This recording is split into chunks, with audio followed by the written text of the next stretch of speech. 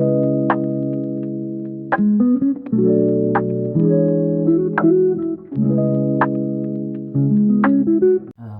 gabi guys. And today is Sabado at 6:40 Sabado. And gusto ko lang din i-share yung sa school. And ito yung tools na kailangan ko rin sa school.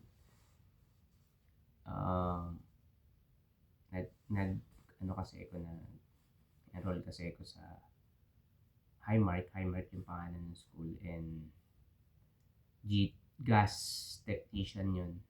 G3 and G3, dalawang semester, which is 4 months lang naman. And yun, kasi bago ka maging gas technician dito sa Canada, kailangan mong mag-take talaga ng school. As sa Pilipinas, as para siyang TESDA. And yan, naging ano siya sa akin kasi kasi yung boss ko nag-aaral din ng gas technician. Kaya nirecommend nila sa akin para maging ano rin yung salary ko, medyo tumaas, maging ano rin. Kailangan natin subukan kung talagang para sa atin, or subukan kung talagang matapos ko is maging maging makatulong din sa akin. Ngayon kasi as bago pa lang ako dito talaga sa Canada, medyo nahihirapan din ako makisama sa mga classes, which is siyempre iba din kami lahi. And gusto ko lang din talaga na hindi siya ako wala akong kakayanan, kundi humingi lang din talaga ako ng kakayanan humingi ako ng kakayanan sa Panginoon. Lagi kong pinagdadasal na makaya ko, na hindi ako susuko, na hindi ako gi-give up agad pagdating dito sa school. Ayun nga pala, anyway, gusto ko lang din talaga i-share sa inyo na itong tools na as a gas technician is kailangan bilang isang gas technician, yung tools na kasi ito gagamitin namin din talaga sa school to. Kaya share ko sana sa inyo kung ano yung mga laman nito sa loob. Actually totoo kasi binibili to sa school. Hindi siya ganun kamura, kaya blessed na rin ako dahil hindi na ako kailangan bumili at pinairam na ako ng boss ko. And ngayon, papakita ko sa inyo kung ano yung talagang basic tools na kailangan as a gas technician. Yan, samahan niyo sana. Okay? Actually, hindi siya ganun kagaan. Medyo, nung tinimbang ko siya, mas 12 kilos. Ganun. And, tapos may books pa ako, may mga binders at books na ako na gaya nito. And, kailangan ko yung bitbitin na ngayon. Nag-iisip ako kung paano siya talaga bitbitin sa school kasi wala akong sasakyan para sana isakay lang sa sasakyan na nagko-commute na din ako. And ngayon, buksan natin kung ano ba yung talagang mas magiging gagawin natin. Yan. Unang-una is ito. Tawag ito is pipe wrench. Gas technician kasi is parang kang tubero. Kaso syempre hindi tubig yung ginagawa mo. As ginagawa yung gas ang laman ng pipe na pinipihit as a gas technician. Ito kailangan is dalawa. Kailangan kasi nga ito yung pinakamabigat halos talaga sa mga tools na ginagamit namin or gagamitin namin sa kailangan is isang set or dalawa. Pipe wrench. Yan. Pangalawa is kailangan ko din ng battery operated na drill. Ganito, at least isa, pwede na rin isa, and at least merong ganito kasi pihit ng mga screw or pangtanggal ng kasi ano, kasi talagang ano 'to, useful 'to pagdating sa sa, mga ginagawa kasi minsan gumagawa rin tayo ng mga, nagda-diagnose or nag nag tawag dito, nag-aano ng nagbabaklas ng mga cover ng mga appliances, 'yan. And the next is,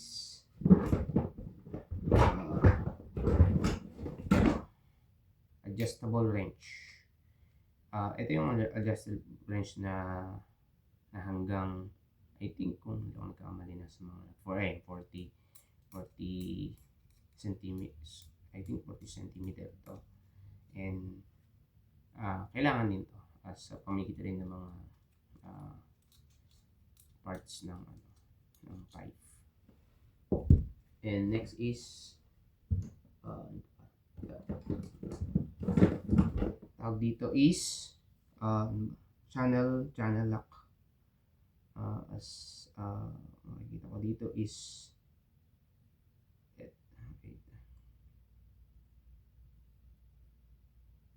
Yeah, this is channel lock na I think kung hindi ako nagkakamali is dalawang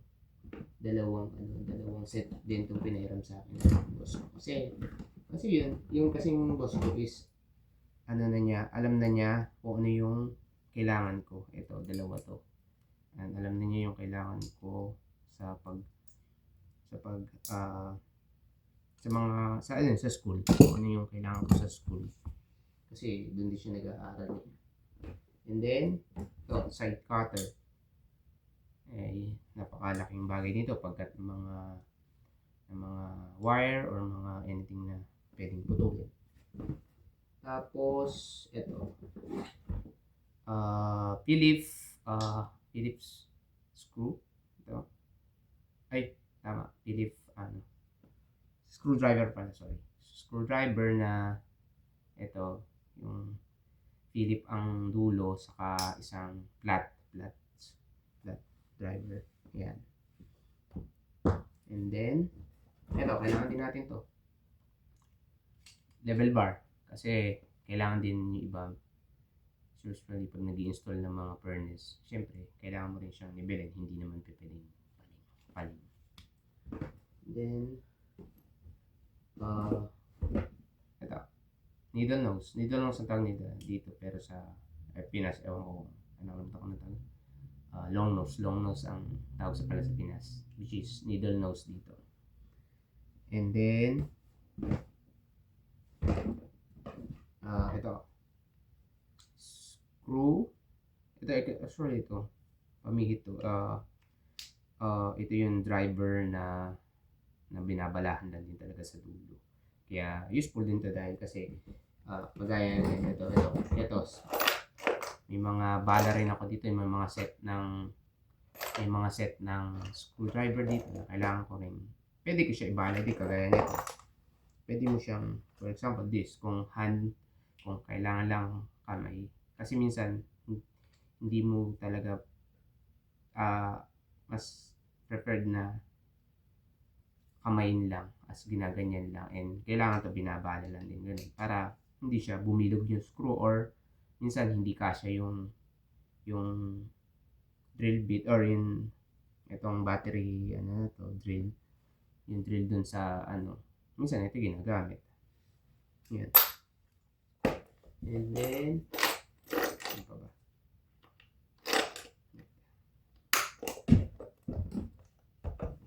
The next is ito parang ganun din.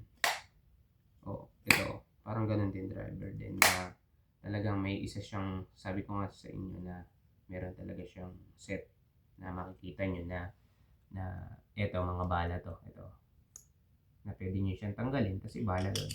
Ayan. Kasi dito sa Canada iba-iba rin hindi siya kagaya sa Pilipinas na Philip, most commonly is lang yung Philip at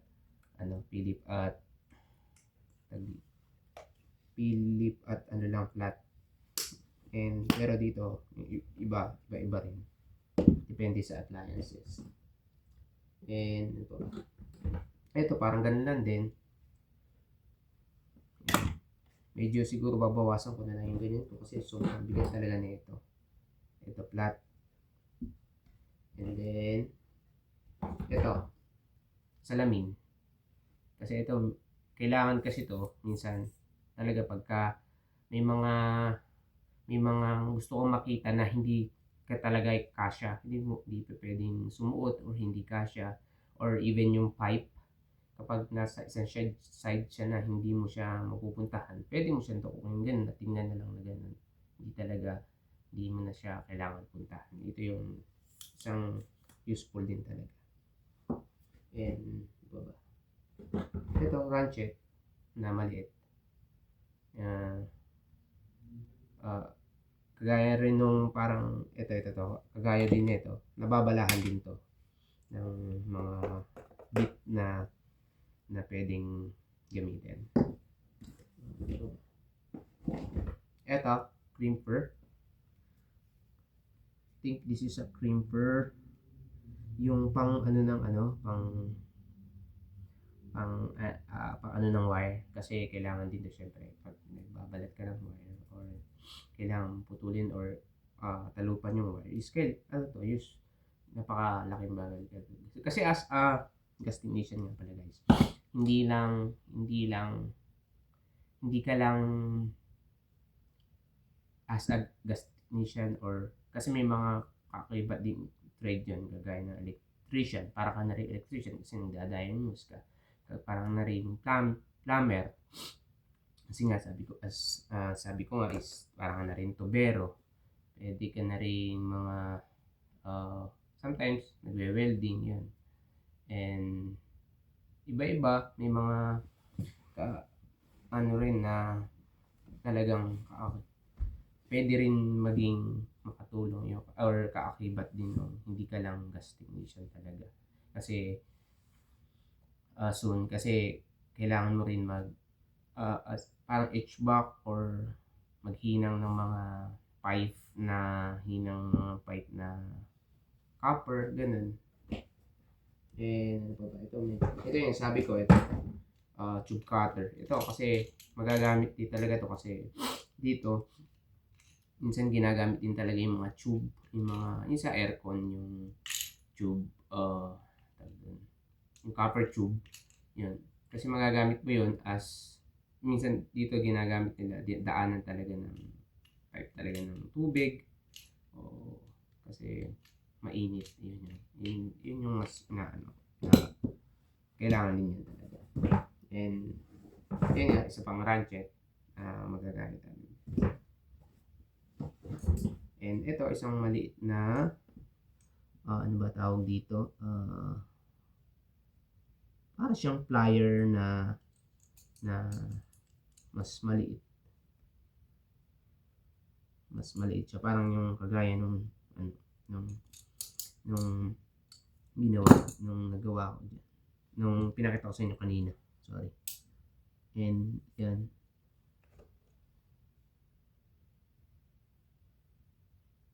yan ba, pliers nga siya, yan. And ano pa, ito is ano lang din, extension pang bala ko na sa dito, pwedeng dito extension siya, pwedeng sa drill, yung dalawa yung ganyan ko, isang mahaba, isang mixed. Tapos ito, isa sa importante talaga na ano, actually meron kami nitong bigay sa amin libre sa school. Ito na lang muna siguro gagamitin ko na pinahiram sa akin ng ni boss ko dahil alam ko na mas sanay ako sa gamitin ito kasi sa isa hindi ko kasi nakakapag-aralan yun. Pero ito, importante ito talaga kasi sa pagda-diagnose talagang sabi ko nga sa inyo, parang electrician ka na rin, kailangan na rin talagang diagnose ng ito na ito pa, ito isang set ng Allen key, kailangan din natin to dahil sabi ko nga sa inyo, hindi laging screw or laging pilip yung mga ginagamit dito. And ito, isa pinaka-importante din, measuring tape na talagang magsusukat kayo. Hindi kayo makapagsukat ng tubo kapag wala nito. Kaya isa rin gusto pinaka-importante. And yun, sabi sa inyo, ito, yung bala doon sa ranchet. Yan. Pwede siyang doon sa drill, pwede siya din dito sa ranchet. Kaya magagamit din, rin to, gamit na gamit din talaga to. Ito yung isa ko pang tube cutter na maliit. Kasi minsan may maliit na tubo. Ito kasi is heavy duty. Kaya tatawag na dito yung mas malaki ito. Kaya dalawa yung pinahiram sa akin. Yeah. Ano pa ba? Ito, another set of bit. And ito importante din to. Headlight na magagamit din as pagka syempre minsan walang ilaw din sa usually kasi guys basement yung for example boilers and furnace nasa basement kasi yun talaga naka doon mo siya makikita. Minsan wala namang ilaw, minsan syempre kailangan mo ding sumuot minsan. Kaya kailangan din yan. Ito isang set din yan. Na kailangan magagamit din kagaya ng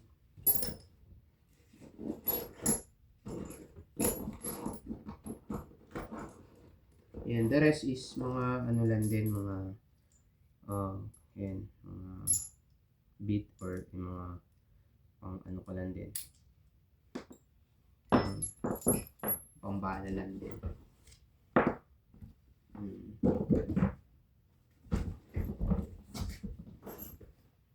Yung iba dito, screw na lang din. Tapos ito, yung pang check kung may power yung isang outlet. Tapos ito, isang set ng ito nga sabi sa inyo, binabahala. Jumper. Ito, pan-jumper. Jumper natin. Ito yung pinaka ko. Actually, hindi ko alam kung ito yung isang set. Ito yung talagang tools ko. Na kasi humihingi pa rin naman ako sa teacher namin ng talagang list ng tools talaga.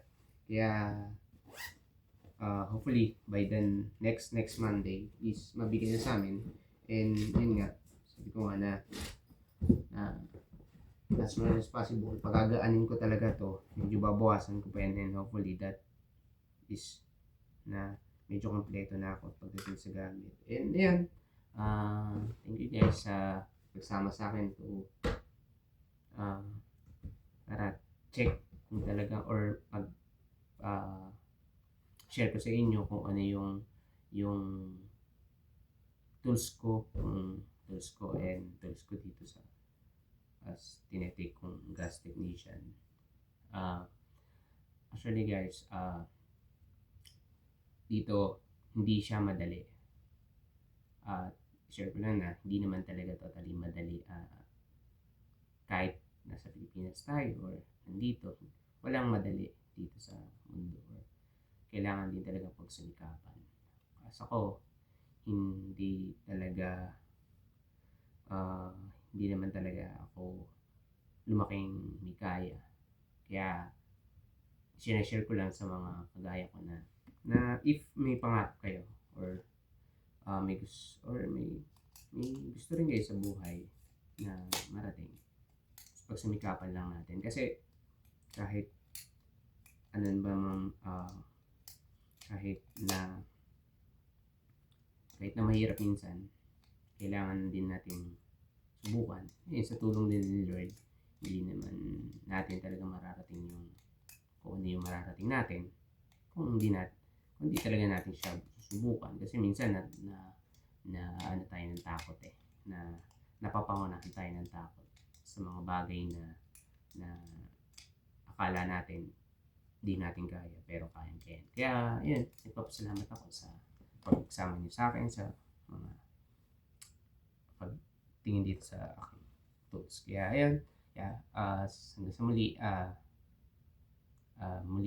muli na pag-share ko ulit sa inyo na kung ano yung mga kaganapan sa pagiging isang gas technician. Kaya ngayon, salamat ako. And gandang gabi muli mga kaibigan. Bye-bye!